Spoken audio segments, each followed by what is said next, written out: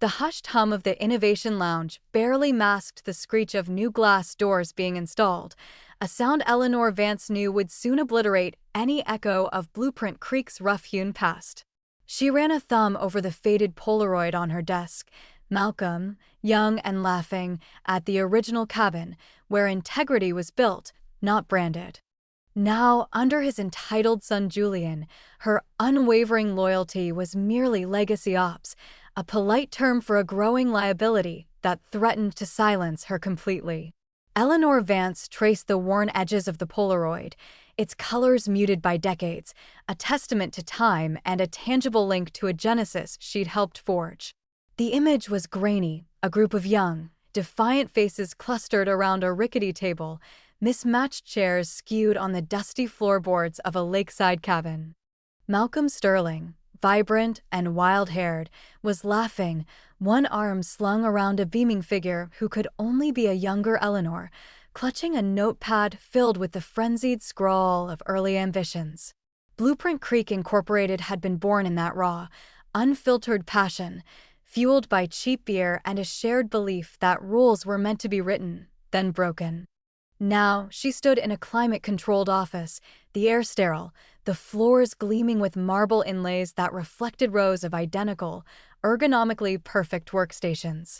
A wellness nook, complete with an oxygen bar and sound-healing pods, occupied the space where Malcolm once kept a dartboard riddled with holes, a relic of late-night brainstorming sessions that often devolved into boisterous, beer-soaked debates. Eleanor, the quiet architect behind much of the company's foundational infrastructure, felt increasingly like a misplaced artifact in this new, polished mausoleum.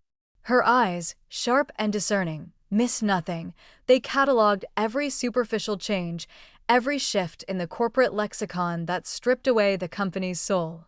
Malcolm, her mentor and the company's beating heart, had been slowly retreating from the daily grind, his illness casting a long, quiet shadow. His absences had been Julian's invitation to parade his vision for the future, a future Eleanor knew was built on nothing but fleeting trends and abstract buzzwords. Julian, Malcolm's entitled son, moved through the pristine hallways like a sleek, preening bird, his perfectly tailored suits a stark contrast to his father's habitual rumpled shirts. He spoke of synergy and disruptive innovation with the practiced ease of someone who had learned phrases from a textbook rather than the grit of actual creation. Eleanor observed Julian's swift, almost surgical marginalization of the old guard, the quiet dismissal of employees whose institutional knowledge predated Julian's birth.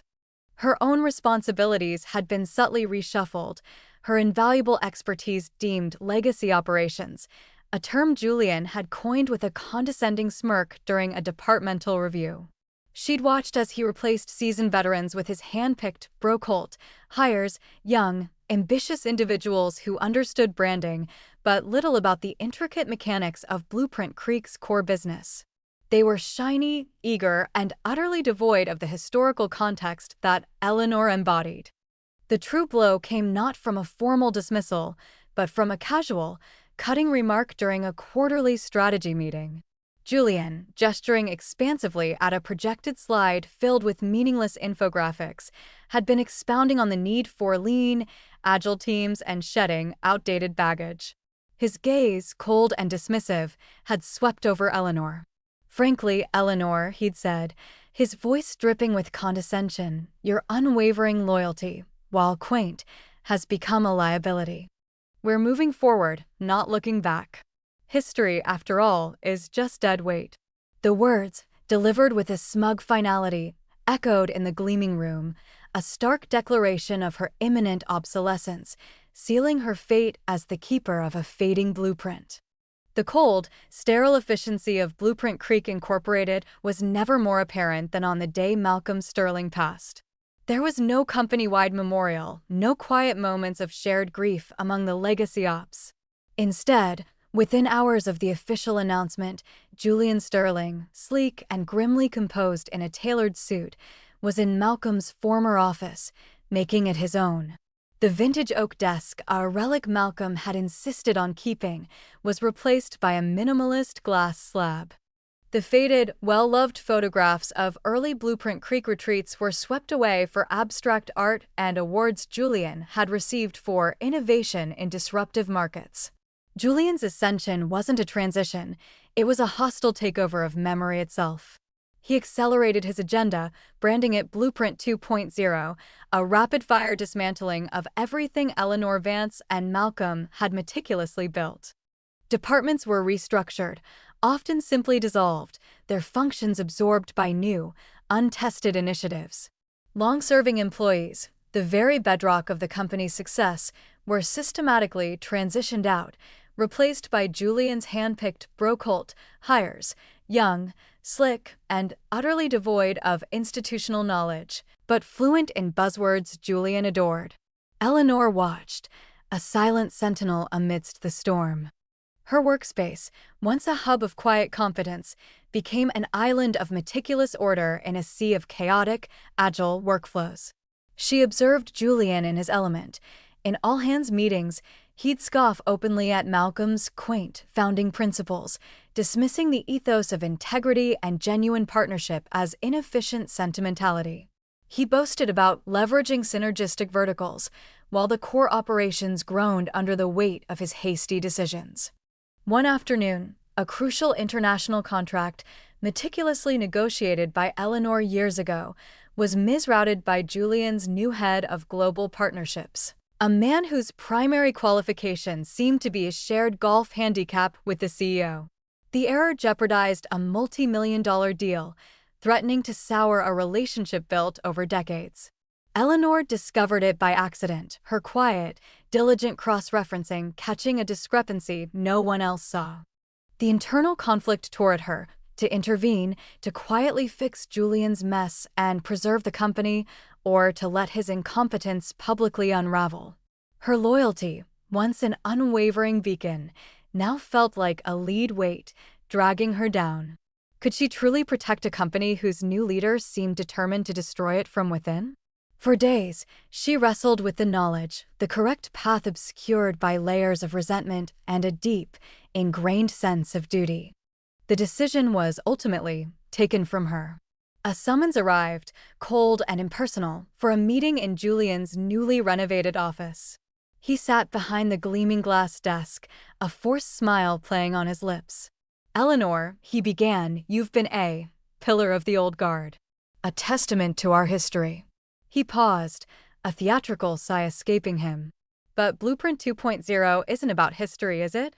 It's about the future. It's about agility, disruption, and optimizing human capital. He gestured vaguely with a manicured hand. Your historical perspective, while quaint, simply doesn't align with our forward trajectory. Loyalty, as I've said, is a liability in a landscape that demands ruthless innovation. His words, devoid of genuine malice, but brimming with entitled dismissal, landed like blows. Your services are no longer required, Eleanor. Effective immediately. He pushed a severance package across the table, not even bothering to meet her gaze. Eleanor, her spine ramrod straight, felt a strange mix of vindication and profound emptiness. She simply nodded, picked up the envelope, and walked out, leaving Julian to his self-congratulatory platitudes. Her office was already being cleared, her personal effects boxed. She drove home in a daze, the setting sun painting the sky in hues of red and gold, a stark contrast to the gray ash of her career. As she slumped onto her sofa, her phone vibrated. A new email. The sender was Malcolm Sterling. Her heart leaped, then sank. It was dated a week before his passing, scheduled to be sent posthumously. The subject line was simply, "A final blueprint." The message itself was cryptic, just a few lines. "Eleanor, should things ever deviate from the true path, look for the unwritten rules. Trust the Polaroid. It holds more than just a memory. It holds the future." A single attachment, a faded, pixelated image she couldn't quite make out, accompanied the text. Her mission, she realized, had just profoundly and irrevocably changed. Stung, not just by Julian's ruthless dismissal, but by the cold, dismissive finality of it all, Eleanor had felt a profound emptiness settle within her. The company, her life's work, had been ripped away, leaving a gaping void. But then Malcolm's email, a digital whisper from beyond the grave, had arrived. The true blueprint isn't on marble, Eleanor. It's in the memory. It holds the future. A single attachment, a faded, pixelated image she couldn't quite make out, accompanied the text. Her mission, she realized, had just profoundly and irrevocably changed. The next morning, a heavy, cream-colored envelope arrived by special courier. No return address, only Malcolm Sterling's familiar, elegant script spelling out her name. Her hands trembled slightly as she broke the wax seal, a small, discreet impression of the original Blueprint Creek logo, a simple cabin silhouette. Inside, nestled on a bed of heavy stock paper, was a single, intricately designed brass key, its teeth unusually complex. Beneath it, Malcolm's message, typed, but with the unmistakable cadence of his voice, "Place the Polaroid and this envelope on the podium at the next all-hands meeting. Trust me." It's time they remembered what built this place and who truly owns its soul. Trust me. The words resonated deep within Eleanor, stirring a resolve she hadn't realized she still possessed. This wasn't just a request, it was a final, strategic command from the man who knew her better than anyone, who understood the company's heart. A spark, long dormant under Julian's corporate iciness, ignited within her. This wasn't about revenge. It was about upholding the legacy, Malcolm's legacy, and the true spirit of Blueprint Creek. Back in her small, meticulously organized apartment, Eleanor knelt beside her bed. With a practiced movement, she pulled out a dusty, worn wooden box, its surface etched with years of forgotten memories. This was her personal archive, a silent testament to the company's genesis. Every faded photograph, every handwritten note, every crumpled napkin with a revolutionary idea scrawled on it all lay here, a stark contrast to Julian Sterling, digital-first empire. Her fingers, usually so precise and efficient, moved with a newfound reverence. Beneath a layer of old business cards and a blueprint sketch of the original office layout, she found it, a thick, leather-bound journal. Its pages were filled not with corporate jargon, but with raw, passionate declarations. Hand-scribbled operating principles were inked across the first few pages, signed by the original team, a collection of names now mostly forgotten, but whose foundational vision still echoed. And there, scrawled in an almost illegible, youthful swagger, was Julian Sterling's signature, dated years ago, a relic of a time before entitlement had fully eclipsed his ambition. The irony was a bitter taste. Further within the journal, almost hidden amongst the initial fervor, was a more formal section. Dated and meticulously witnessed, it outlined a specific, legally binding clause related to founder succession. It wasn't just about who inherited the company, it explicitly detailed conditions for leadership, a crucial one stipulating the mandatory retention of legacy leadership for a minimum period post-transition. Malcolm had anticipated Julian's arrogance, his disregard for the old guard, and built a safeguard right into the bedrock. And then, she found the Polaroid. Not the pixelated image from the email, but the original. Faded slightly, but sharp enough to show a young, confident Julian, years before his entitlement calcified, standing beside a beaming Malcolm. In Julian's hands, clearly visible, was this very journal, open to the page with the signed operating principles and the succession clause. Malcolm, the shrewd visionary, had captured the proof himself. This wasn't just evidence, it was irrefutable, undeniable truth. The polished marble floor of Blueprint Creek Incorporated's grand atrium reflected the shimmering light from a colossal digital screen, broadcasting Julian Sterling's image across the vast space. He stood center stage, impeccably tailored, a micro headset barely visible against his tan skin, launching into his Vision 2.0, the future of forward momentum. His voice, modulated to a deep, confident baritone, reverberated with buzzwords: synergy, disruptive innovation, scalable ecosystems, paradigm shift. Eleanor Vance, her familiar sensible shoes making hardly a sound, slipped through a rarely used service entrance near the catering prep area. No grand entrance was needed for her.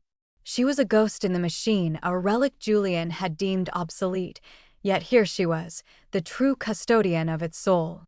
From the periphery, Eleanor observed Julian's performance. His eyes, though scanning the crowd, seemed to look through them, focusing on the abstract idea of his success rather than the faces of the people who made the company run. His slicked-back hair, the way he gestured with an open palm as if offering enlightenment, every detail screamed polished superficiality. He was a product, not a founder. Eleanor felt a quiet disgust, not for the man himself, but for what he was doing to Malcolm's legacy, a legacy he was so brazenly twisting into something unrecognizable. The energy in the room was a manufactured hum of polite applause and forced engagement, a stark contrast to the genuine camaraderie that once thrummed through the old Blueprint Creek offices. Julian's, his utter lack of connection to the company's roots, his obsession with optics over substance, radiated from him like a blinding spotlight. With a deep, steadying breath, Eleanor began her slow, deliberate movement. She kept her gaze fixed on the side podium, almost hidden by an elaborate floral arrangement, where Julian occasionally gestured for a slide change. Her heart beat a quiet rhythm against her ribs, not of fear, but of profound purpose. Each step was an act of quiet defiance. No one noticed her, not truly. Most eyes were glued to the enormous screen or their phones, half listening, half enduring Julian's endless monologue. Julian himself was lost in his own echo chamber of self-importance, his speech building to a pre-rehearsed crescendo. He was entirely oblivious, drunk on the sound of his own voice, blind to the quiet storm brewing just offstage. Reaching the podium, Eleanor's movements were economical, almost imperceptible. Her hands, steady and sure, extracted the single, faded Polaroid from her inner jacket pocket. She carefully laid it face up on the polished surface beside the microphone stand, the image of Malcolm and a young Julian, holding the signed document, stark against the modern backdrop. Then, with equal precision, she placed the sealed envelope on top of it, the simple, powerful instruction from Malcolm within. Her task complete, she receded slightly, melting back into the shadows of the stage wing, her sharp, discerning eyes now sweeping the audience. It was then that Mr.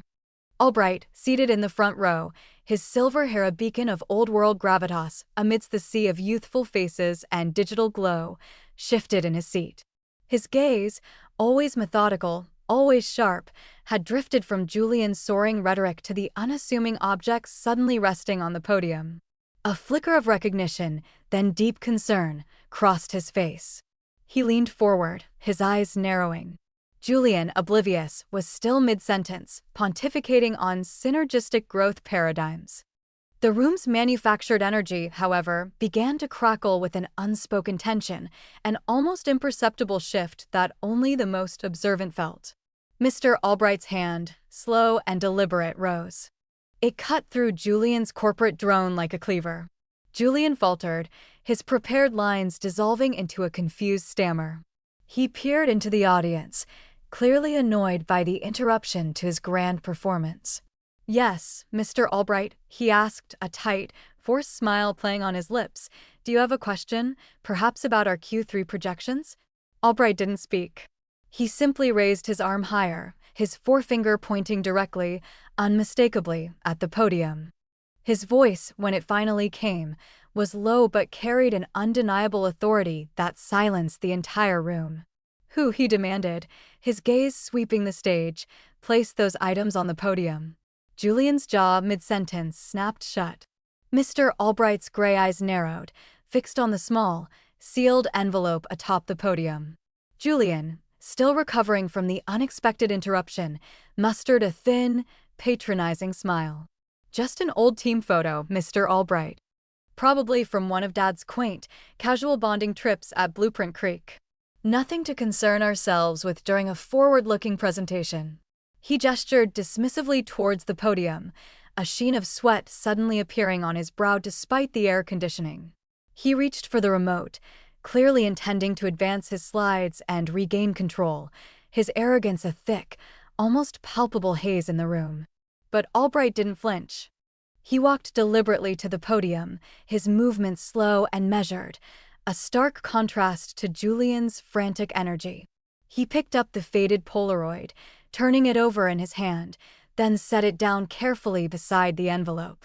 His gaze, sharp and methodical, swept the audience, lingering momentarily on Eleanor, who had now stepped quietly from the shadows near a service door, her presence almost blending into the wall until her subtle movement drew the eye. Julian, misinterpreting the silence, cleared his throat. As I was saying, the future of Blueprint Creek is about disruptive innovation and agile scaling. Eleanor Vance, Albright's voice cut through Julian's spiel, steady and firm. Eleanor stepped forward fully, her posture erect, her eyes calm and unwavering. A collective murmur rippled through the room. Many recognized her as part of the old guard, a fixture of Blueprint Creek since its very inception, now conspicuously absent from Julian's new regime. Julian's face went crimson. Eleanor? What are you doing here? This is a private corporate event, not a reunion.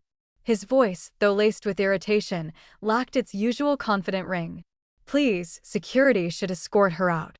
No, Mr. Sterling, Albright interjected, not even glancing at Julian. His attention remained fixed on Eleanor. Ms. Vance, can you explain the significance of this photograph? He held up the Polaroid. Eleanor's voice, though soft, carried an unexpected resonance, cutting through the vast space. That photograph, Mr. Albright, was taken by Malcolm Sterling on the day he finalized Blueprint Creek's original operating principles. You'll note Julian in the frame, a much younger Julian, holding the signed document that codified those principles, including the succession clause. The timestamp, etched into the corner, is October 27th, year 1 of Blueprint Creek. She spoke not with anger, but with the quiet authority of one stating irrefutable fact.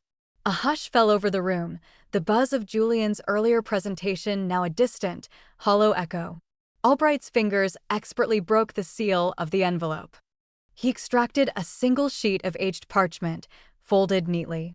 His eyes scanned the text, his expression growing progressively graver with each line. Julian watched him, his arrogance slowly curdling into apprehension. This is a posthumous directive from Malcolm Sterling, Albright announced, his voice carrying the weight of the moment. It references a binding clause, indeed, pertaining to the founder's succession. He looked from the document to Julian, then back to Eleanor. Ms. Vance, it states here that Julian's control of Blueprint Creek was contingent upon 3 conditions. Can you elaborate on the third condition? Eleanor took a deep breath, her gaze meeting Julian's for the first time. He flinched, a flicker of panic in his eyes. The third condition, Mr. Albright, Eleanor stated, her voice clear and measured, was the retention of legacy leadership for at least 12 months post-transition. This was to ensure the core values and institutional knowledge were preserved during the leadership change. It was Malcolm's way of safeguarding the company's true spirit. Julian let out a sharp, incredulous laugh, but it sounded hollow, almost a choke. Legacy leadership? That's absurd. An archaic term. We're talking about modern corporate governance, not some ancient tribal elder council. And what does that even mean? He waved a hand dismissively, but his eyes darted nervously between Eleanor and Albright. It's not legally binding. Just adds sentimental ramblings. Eleanor held his gaze, her composure unwavering, a steel core beneath her quiet demeanor. It means, Julian, she said, her voice dropping slightly, but losing none of its impact, that key members of the original team, those embodying the company's foundational principles and holding its deep institutional memory, were to remain for a full year. I was one of those designated legacy leaders, explicitly named in the full addendum to the succession plan. She paused, letting the implication hang heavy in the air, then delivered the final, devastating blow. And I was fired, Mr. Albright, at month 9. The words landed like a physical punch. Julian's mouth opened and closed soundlessly, his face draining of color. His earlier bravado completely evaporated, replaced by a raw, Naked panic. He sputtered, "No, that's not official." It was a restructuring. A strategic optimization. She was redundant. His voice rose, cracking at the edges, his desperate attempts to downplay it as absurd and not official falling flat against Eleanor's calm, irrefutable testimony and the document now held firmly in Mr. Albright's hand. The room watched, mesmerized, as Julian Sterling, the self-proclaimed visionary, began to visibly unravel. The boardroom, usually a space of hushed power and controlled ambition, erupted into a low hum of agitated whispers. Mr. Albright, having read Malcolm Sterling's succinct final directive, now held the sealed envelope like a fragile artifact. The implications were stark. Julian's carefully constructed facade, already fractured by Eleanor's quiet intervention, disintegrated further under the collective gaze of the board. An emergency session was swiftly called, the air thick with the scent of potential corporate upheaval. Julian, flanked by a rapidly assembled, increasingly flustered team of lawyers and PR advisors, launched into a desperate, furious defense. His voice, once brimming with pompous confidence, was now tinged with a shrill edge. "This is preposterous," he blustered, gesturing wildly. "A personal note, a mere sentimentality, has no legal standing. It was never formally filed, never reviewed by legal counsel, never ratified by the board." He pounded a fist lightly on the polished table, eyes darting from face to stern face. "It's a manipulation. An attempt by disgruntled former employees to undermine the legitimate leadership." His accusation hung in the air, a desperate, baseless lunge at Eleanor. Eleanor Vance, however, remained a picture of serene composure. She sat opposite Julian, her hands calmly folded, her gaze unwavering. When Julian's tirade finally wound down, ending in a sputtering accusation of corporate espionage, she spoke, her voice clear and steady, cutting through the residual tension. "Mr. Sterling is correct that sentimental notes hold no legal weight," she began, her tone measured. However, Malcolm was a man of foresight. He ensured his foundational principles were legally binding. From her worn leather shoulder bag, she produced a slim, impeccably preserved leather folder. With a deliberate slowness that commanded the room's absolute attention, she opened it. Inside lay not one, but several full-color scans. The first was the original notarized succession document, dated and witnessed by 4 individuals: Mr. Albright himself, the company's original CFO, Malcolm Sterling, and, conspicuously, a much younger Julian Sterling. His signature, sprawling and self-important, was undeniably clear at the bottom. The document explicitly detailed the conditions for the founder's succession, including the clause mandating the retention of legacy leadership for a full 12 months post-transition.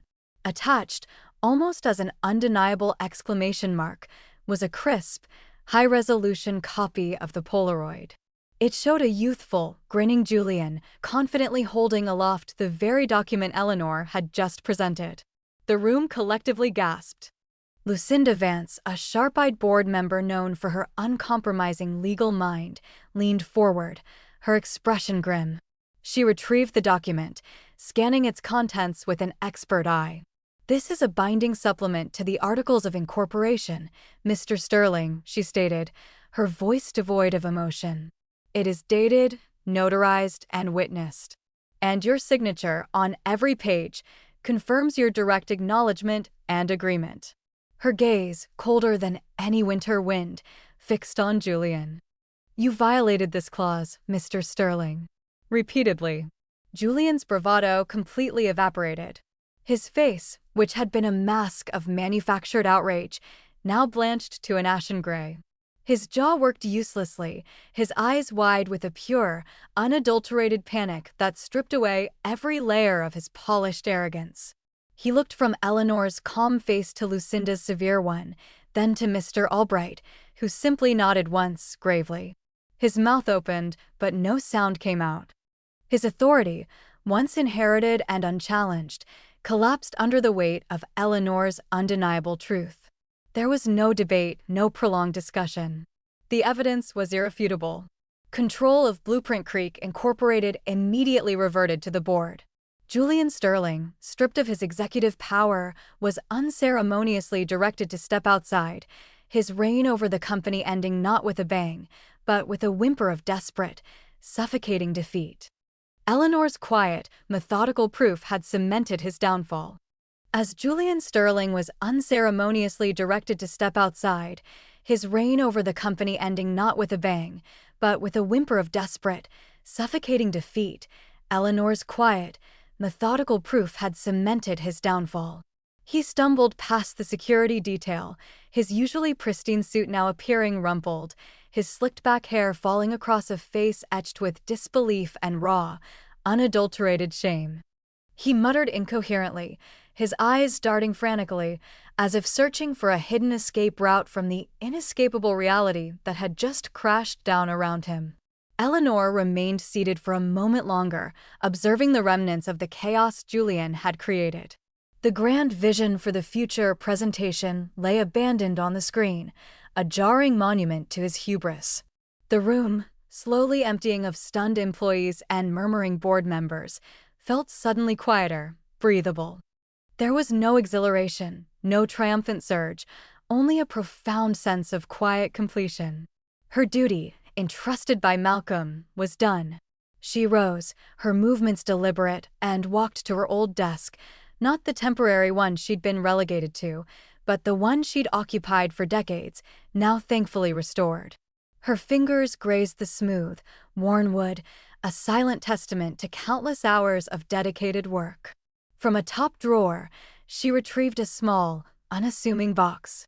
Inside were a few personal photographs, one of Malcolm and herself, much younger, smiling beside the original Blueprint Creek sign, another of the early team celebrating a small victory, and a well-used pen. She carefully placed them in her bag. Her old company lanyard, with the faded Blueprint Creek logo, lay there too. It was no longer a symbol of obsolescence, but of quiet victory, of unwavering truth. She clipped it to her bag, a personal memento.